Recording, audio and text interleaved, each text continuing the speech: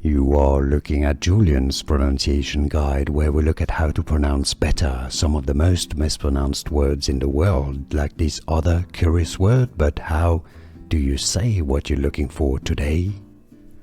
Word pronunciation, how to pronounce in English. There are two different pronunciations indeed. If you want to learn more confusing vocabulary, stay tuned, I've got many more videos for you. Enthalpy, with a stress on the first syllable. Enthalpy, the sum of the internal energy of a body or system and the product of its volume multiplied by the pressure. The second pronunciation, enthalpy, the stress on the second syllable, the th syllable. So enthalpy or enthalpy. Both pronunciations are indeed correct. How to pronounce enthalpy or enthalpy, and now you know.